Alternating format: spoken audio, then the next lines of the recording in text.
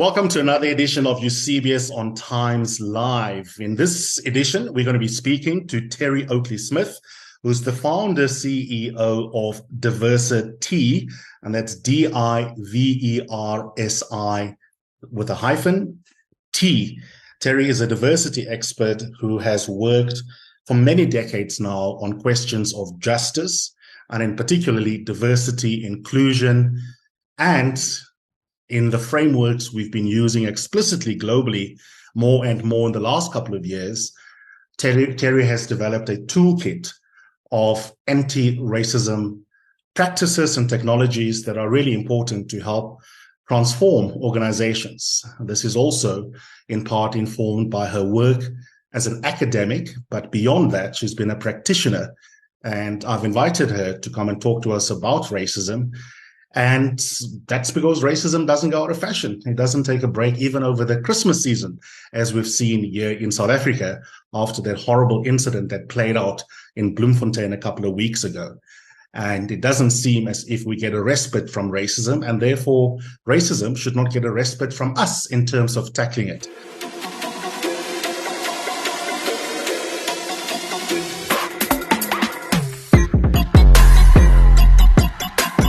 You're listening to Eusebius on Times Live. That's this latest podcast on Times Live. And it's me, Eusebius McKaiser, exploring the major issues of the week. That means you're going to hear a lot of law, politics, and ethics, how they intersect, and how important these stories are in the life of all South Africans. When people zone, their children must know these are sellouts. They put saliva on the paper. Mr. Julius Malema whispered and said, "Sing it, sing it." And then they share that zone. No, I'm not going to apologize. Can I have my iPad, please?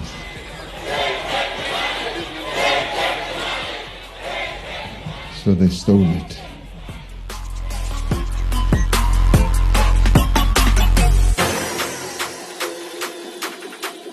Terry, good morning to you, and thank you so much for coming on Eusebius on Times Live. It's a real pleasure. Good morning and Happy New Year to you, Eusebius. Thanks, Terry. I want to start personally. There are many concepts that are important to land if one were to facilitate workshops, as you do, on racism or other isms, oppression, and moving companies, public institutions, public spaces, schools, universities, to more just spaces.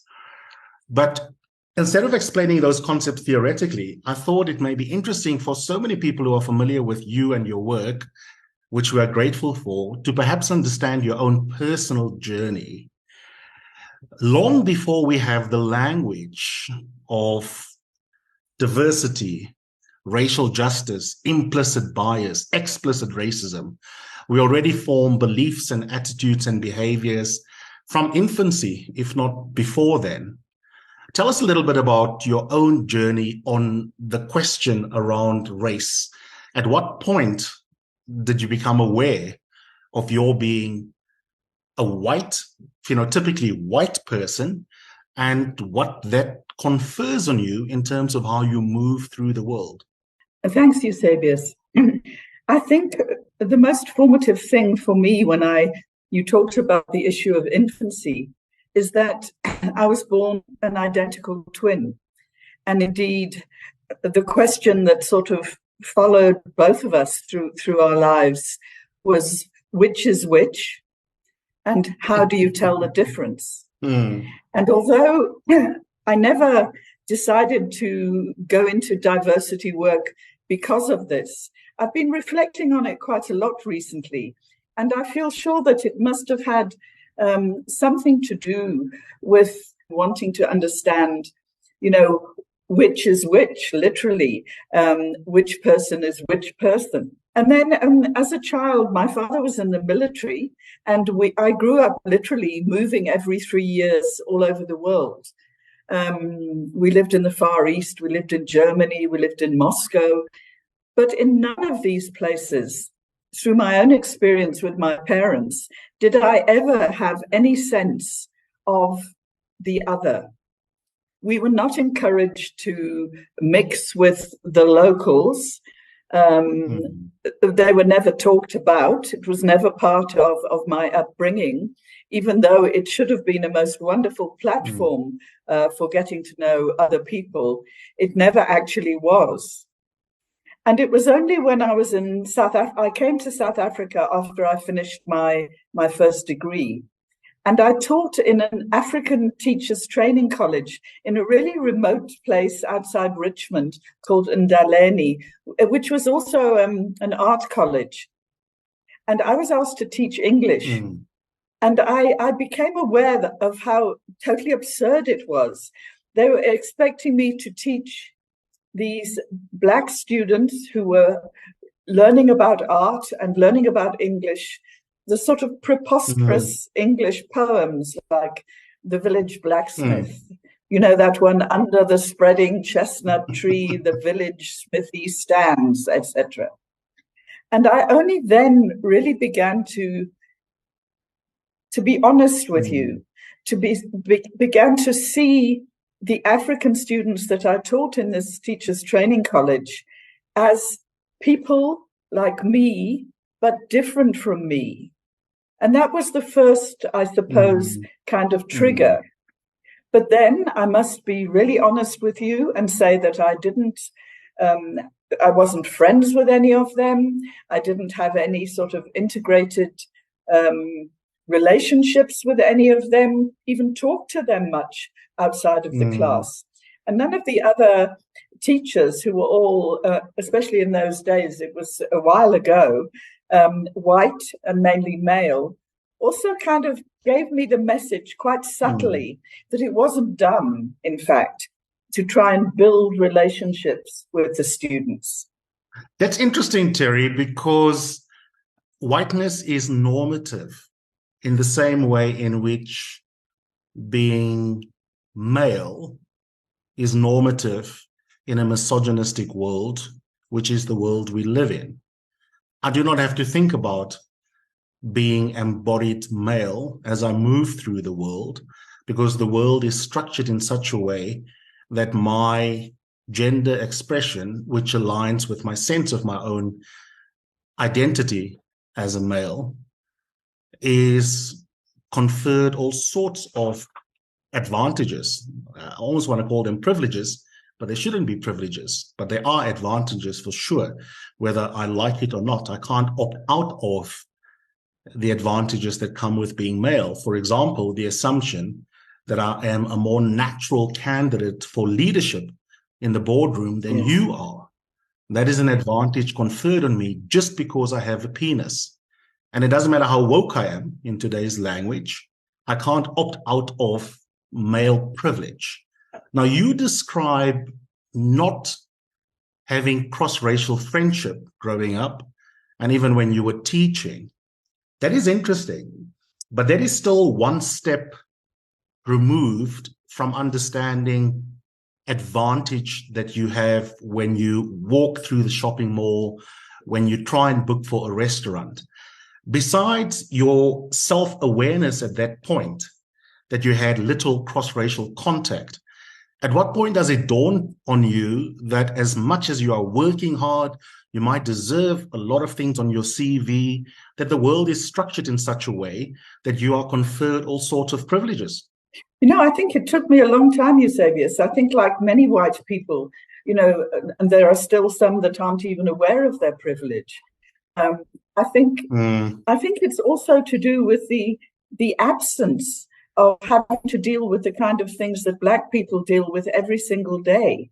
I mean, now obviously my world has changed a lot as I continue on this journey, and I can't say I'm there. I don't think you're ever there as a white person trying to understand issues of difference, and particularly differences of race. But I think it demands really a lot of work. But I think that whiteness is really the absence of the kind of things that you as a Black man would have to deal with every day. I mean, I don't think I have any Black friends, and we discuss this often, that don't have to deal with racism, whether in a microaggressive kind of way or whether in a more particular kind of way, every single day of their lives. it's exhausting being a black person, I think. And as a white person, you don't have to deal with that. So I guess that's part of the privilege that one carries. If we divvy up the spectrum, or not even divvy it up, just talk about the spectrum. In the South African context, it is very interesting how the history of linguistic, cultural, economic, and most explicitly political tension between white Afrikaans South Africans and South Africans that are English-speaking with British typical sort of roots in their lineage. Those tensions are interesting because very often whites who self-identify as progressive, many of them are English-speaking, imagine that your verwoord racist is the gold standard of racism and that I am okay. And I have black friends now. I have black kids coming to birthday parties at my house, which didn't happen in the 90s and the 80s. And the person who sees themselves as white, progressive, and fundamentally decent, and who has a lot to say about what they might not like about Kali Kriel, or about the racists at the Bloemfontein pool, for example. What do you say to them about racial privilege? Because many of them would be upset in a workshop that you and I might co-facilitate if we were to make statements such as the following: all white South Africans have racial privilege, because they imagine themselves to be profoundly self-aware. Some might even think that they have done a lot of good work chipping away at their own privilege, and that the problem with the people with the real problem are the explicit racists. I think that's absolutely and fundamentally right. I think that, in my work, we do obviously touch on, in fact, not just touch on, but go quite deeply into the notion of white privilege. There's a lot of misunderstanding about it, of course. And there is that sense that somehow the British type English-speaking people were not as racist as your Afrikaner, which of course is not true. I mean, each individual carries their own burden of racism. And, I've come across many Afrikaans white people who've worked really hard on becoming anti-racist and are continuing on that journey. But Eusebius, what I find almost always when one brings up the topic of white privilege is two things come up. One is, I had to work hard to get where I am. These things didn't come easy. And the other thing is that, my parents had to struggle and therefore, there was no privilege. Privilege is regarded as rich, being rich. That a white privilege goes hand in hand with having economic opportunities. That, of course, is true in South Africa still. I mean, the paltry 8% we make up as whites, we still have the economic privileges. But white privilege per se is not about money. It's not about how hard your life is or was.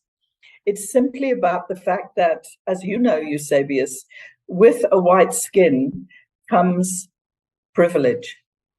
If you and I are standing in a queue in the Pick and Pay or in some small shop and we arrive exactly at the same time, I can promise you I'll be served first. If I go to a hotel with my black colleague because we're staying somewhere to do a workshop and we approach the reception together, I will be the person that is turned to ask, what do we want? What are we doing? And I just think if we could understand white privilege as it really is, that absence of having to deal with all the things you deal with daily, then no white person can deny it. I think that is so absolutely spot on. Yeah, that is so spot on, Terry. And maybe we can flesh that out to make it practical with more everyday examples. I wrote in my first book about the example of how a good university friend of mine had said to me once our friendship had deepened that he had to confess rhetorically. He says to me that he thought, oh my God, I got the affirmative action tutor when I tutored him philosophy in his first year. And the point of that example is that if you are white, you are assumed to be picked on merit, deserving to be a teacher, a lecturer, a tutor. Your bona fides are not doubted. And on top of that, if it should turn out that you are useless, contrary to the assumption of excellence, your uselessness is not taken to be a reflection of the entire group of which you are a representative. For a Black person, not only is there a presumption of incompetence, so you've got to work harder to overcome the stereotype staring back at you from your students, but on top of that, the entire group of which you are a member, called Black people, are put on trial in your performance. No, absolutely, Eusebius. I mean, I see that happening all the time. And especially, I've worked in a number of universities, and that's exactly what happens. That if a white person messes up, it's an individual problem. Oh, poor so-and-so, something must have happened. Perhaps there were problems at home, and therefore he or she did whatever. If a Black person messes up, it's the entire race. It becomes these people. So I agree with you absolutely. And then in the same way, I am never expected to be the representative of all white people. No. Whereas you, I'm sure, are expected to be to speak for Black people. But it's also interesting how bad racists are at logic while imagining themselves to be the epitome of rationality, because they insist that talking in general terms about white people is irrational, that you've got to know my heart as Terry before you can know me as Terry. And yet so many of them have the audacity on the daily to think that the Black skin is a reliable information carrying tray, that they can know you just in virtue of your skin color. So they perpetuate the very bad reasoning that they hate when we talk about white people in generality. And yet that is what is done in respect of racialized Black persons every single day. Absolutely. I mean, that's why I just imagine that it must be so exhausting to be a Black person in South Africa, particularly still, and in the world, basically. Yeah. I mean, you're carrying all this, dealing with this, and we as white people are largely oblivious. We don't even think of ourselves as being a race. When we talk about, sometimes if I'm facilitating a workshop and we're talking about race and I ask people about race, white people just don't think that they are a race. It's as if whiteness confers something you mentioned earlier. It's the norm, it's legitimate. But being white isn't regarded as having a race. And I think that's profoundly problematic, and it should really be a starting point for the kind of issues that we're talking about. I want to come back to that. I want to come back to that. But I first want us to pause over what you said earlier, which any of us who give keynotes, facilitate workshops, whether it's here, other parts of the global north, work that people like Rob and Angelo do, it's amazing how we get similar patterns everywhere, from South Africa to North America to Europe, in how white people respond in workshops who regard themselves as progressive. Very often we'll be told, you are probably going to speak to the converted who are fluent in the concepts that you want to trot out. And then you think, oh my God, I better really step up here as Terry so that the firm can get value for money. If all these people are so progressive, what do I have to teach them? And yet they are very good at putting their family on trial, at colleagues on trial who are not in the workshop, but they're not very often self-reflexive. When you say, when you say the hand will shoot up and someone will say, I've worked hard to be the GM, Terry, how dare you undermine that is the subtext. The story of me becoming the GM, a member of the board, a senior manager, is a story of sheer hard work, grit, and determination. What are you trying to say to that person who sincerely believes that that is the essence of how they came to be at the top of the ladder?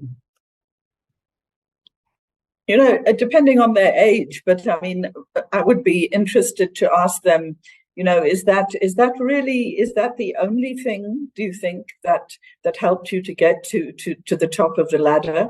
Is there anything else about you that you think may have played a part in this? Because white people are so reluctant to acknowledge that their race, well, A, that there is a race, B, that their race would have had something to do with it. And I mean, it's actually quite interesting, Eusebius, because now I hear white people saying all the time, oh, well, there's no hope for us. You know, there's this BEE. And so, you know, as a white person, I've got no opportunities. There are no jobs available for me. Yes. Which is utter nonsense if one looks at the statistics on employment in South Africa.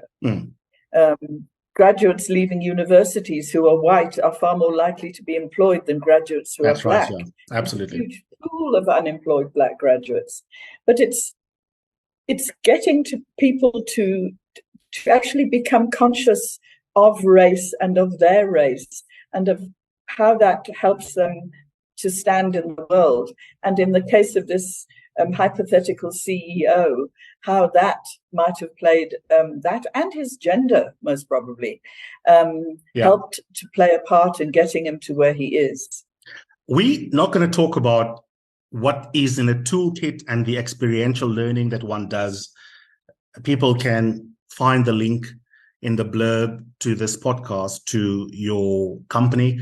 They can reach out to me or to you on social media, and we can take it forward. It's too much to handle in one conversation. We're really just here beginning what might be, 5 to 10 conversations over the course of the year if we are able to turn it into that.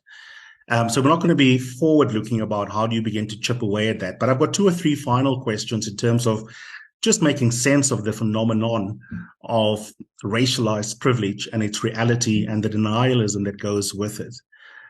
I think part of the problem, which with your academic background, you have a better grip on than me, part of the problem is a psychosocial problem. People have motivated beliefs, and they are motivated to keep on to beliefs at the center of their belief set that are beliefs which they cherish at an emotional level. One of those beliefs, or a cluster of them, Terry, are beliefs that I am fundamentally decent rather than fundamentally messy, or even a little bit messy, or hell of a messy. And when you come along and a facilitator doing anti-racism work tells you, hey, buddy, let me tell you ways in which externalities positively allowed you to get to where you are, it upsets beliefs that are really central to people's narratives they've told themselves and internalized about themselves and their families. That's a hell of a lot to overcome, isn't it? To get them to see the more complicated truth of how effort interacts with luck. You know, I think it's also about how one does it, Eusebius. I think this is not something that one would go into all guns blazing, if I can put it like that. But it's helped people to understand for themselves. You know, issues of narrative are very helpful in this regard. Asking a black person in the same workshop to talk about their experience, how they got to where they are, which may not be, which probably almost certainly isn't the CEO, and comparing that narrative with the narrative coming from the CEO and how hard he worked and, you know, all of that. So sometimes comparing narratives is very helpful in that regard. But what you say about motivated beliefs, this work is very difficult, Eusebius. You would know that. It has to be done with sensitivity, but it also has to be done with clarity. You can't tiptoe around it. Yeah. You have to actually get to the issues. Otherwise, you're not doing anyone any favors.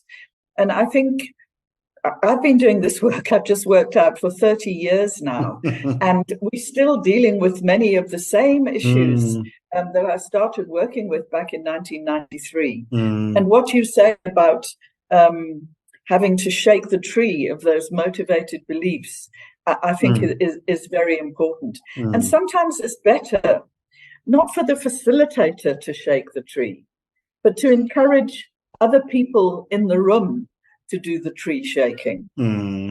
So after you've heard of what a wonderful person this is, how hard they've worked, how poor their parents were, and they've still become the CEO, to ask a Black person in the room, you know, what do you feel about this? Do you think anything else might have had something to do with it?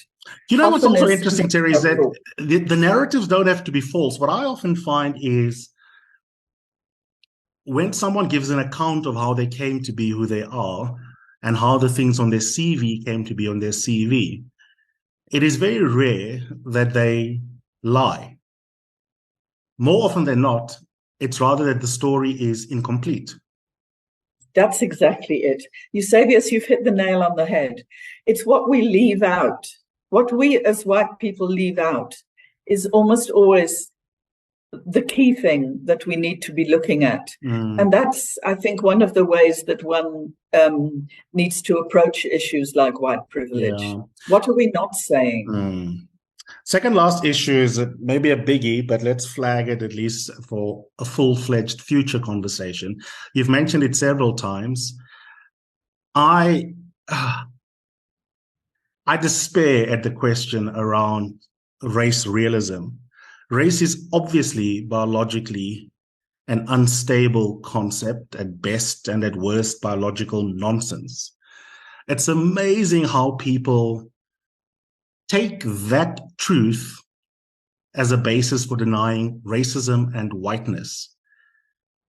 They even piggyback on left-wing Black thinkers and scholars and activists who also sometimes draw attention to race being biological nonsense. And then they misappropriate left-wing thinkers to further entrench their own color-blindedness.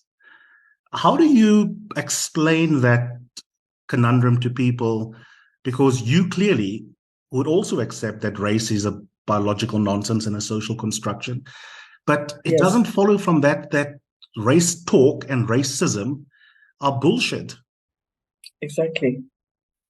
I think just as you have, I mean, I think it's very important to break down that belief that, you know, race is a biological issue, to agree that it's a social construct, and then to look at it, you know, exactly as you are, to ask the questions, but does that mean that there is no racism? And I think, you know, asking the question, getting the examples is the important thing, listening to what people have to say. And just to reiterate, I always find it's very helpful to get people to learn from one another, from their colleagues, from the other people in the place, in the workshop, rather than necessarily from me. I don't want to stand there as an expert spouting all the necessary information, but rather be a kind of conduit through which people can converse with each other, listen to each other, and learn from each other. Because Eusebius, I'm sure you also find that you learn so much. I mean, this journey is profound and it's lifelong. And I don't think I've ever facilitated a workshop where I haven't learned something from somebody who's different from me.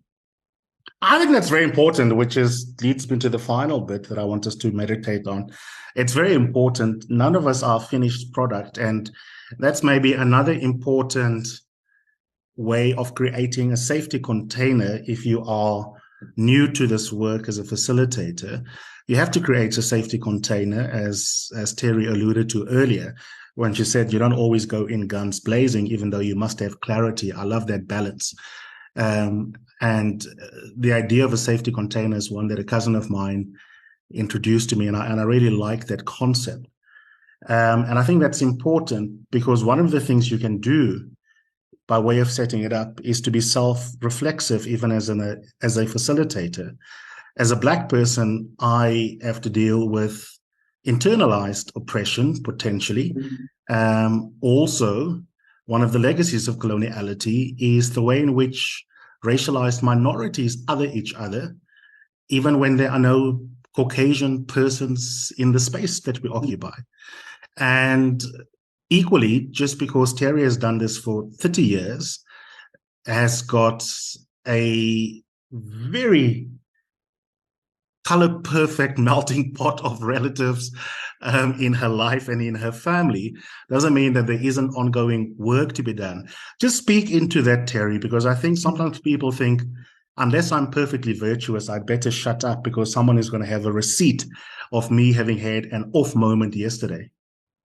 Listen, I have off moments almost every day, Eusebius, and I really do. I mean, and I think whether you are married to a person of another race, whether you've adopted a child of another race, you are still, I am still as a white person privileged. And I find it sometimes much more difficult to, I started a workshop once and the person said, well, I'm married to an Indian woman, so I'm not racist. This was a white person. You think, oh my God, we have to start right at the bottom. I think, you know, who your immediate family are does not have the power to make you anti-racist. No. It can help you to understand, but the work you need to do is your work. I, as a white person, can't rely on Eusebius to teach me about anti-racism. It's very hard work, but I've got to do it myself. I've got to do the reading. I've got to do the listening to the podcasts. I've got to do the watching the videos. I can't rely on Eusebius to do it. And I think that would be my most important message in this brief conversation, Eusebius, is that for us as white people, and I always use the term we, I'm a white person. I might have been doing this work for 30 years, but I've still got lots of work to do. I'm not there by any means. So I think let's agree that we need to do the work. We need to do hard work, and we can't rely on Eusebius or anyone to do that work for us. It comes back to us. Absolutely. And that's why I love the term anti-racism, because it's an active call for you to take a position which is verb, it is doing, it is not simply being non-racist, non-racial. Yes. Those terms are not inherently problematic, but anti-racism is the most energetic way of being a sort of call to arms against racism. And that's why I love the fact that you have referred to anti-racism so much in this conversation. Terry, I love the work that you do. How can people get hold of you or check out your website? I haven't been there in ages because I've got direct access to you. I assume it's still active. Yes, it's still www.Diversi-T, as you so well put it in the beginning, Eusebius, .co.za. And I have a Twitter handle at Diversi-Terry. And I'm on Facebook, Terry Oakley-Smith. And I'm afraid I'm not very good with LinkedIn, Eusebius. I'm not a LinkedIn at all, and I don't feel like I must start on anything. No, so that's fine. Yes.